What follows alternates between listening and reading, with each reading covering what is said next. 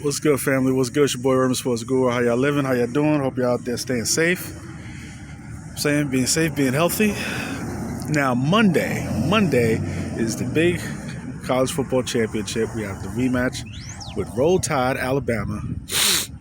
Roll Tide, Alabama versus University of Georgia Bulldogs. Now, they played this year. Georgia's been the number one team in the country all year, had the best defense in the country all year. And they played early this year in the SEC title game, and Alabama does what Alabama does. I didn't know where to go with that game, but one of the things that I was always leaning towards Nick Saban, one of the things I've noticed, is that Alabama used to always beat you physically. They would always beat you physically. And one thing I noticed, not just the last game, but the last few times they played Georgia, they weren't able to do that against Georgia. They've been able to do that against so many other teams, but not Georgia. And it was never more evident the first time they played and Jalen Hurts was stinking it up because they weren't able to beat them physically and they needed quarterback play to propel them, and Jalen Hurts wasn't able to do it, and they needed Tua to come in and save the day. And that's pretty much what happened, because one thing, outside of Matt Stafford, Alabama's always had the better quarterback play.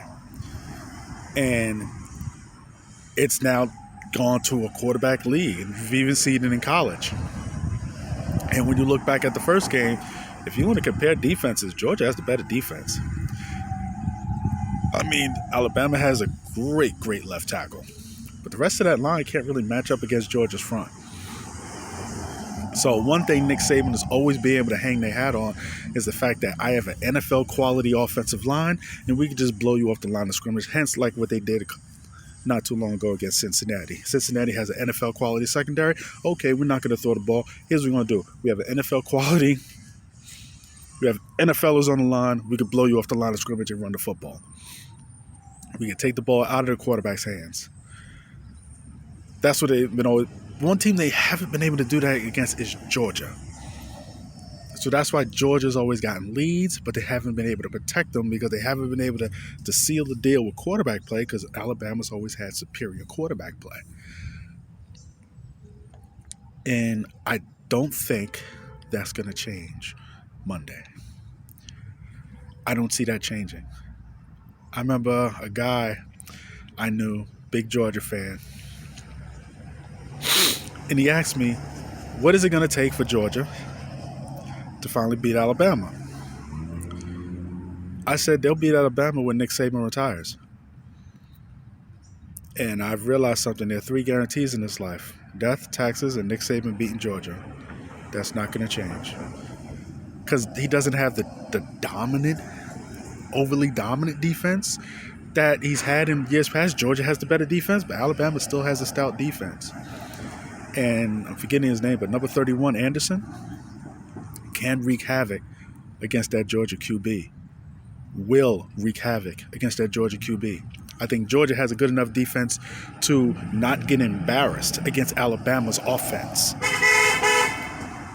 But if you control the tight ends against Georgia, which Nick Saban knows to do,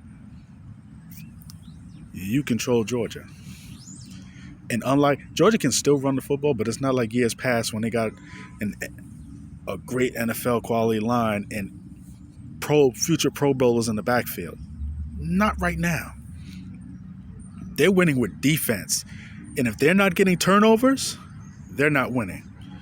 So if Bryce Young, I'm forgetting, he protects the football, which I expect him to do because I don't think Nick Saban is going to put him in too many bad situations. The Heisman Trophy winner, by the way.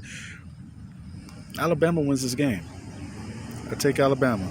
Certain guarantees in life: death, taxes, and Nick Saban beating Georgia. That's my take. It's your boy, Urban Sports Guru. I'm out. Salute.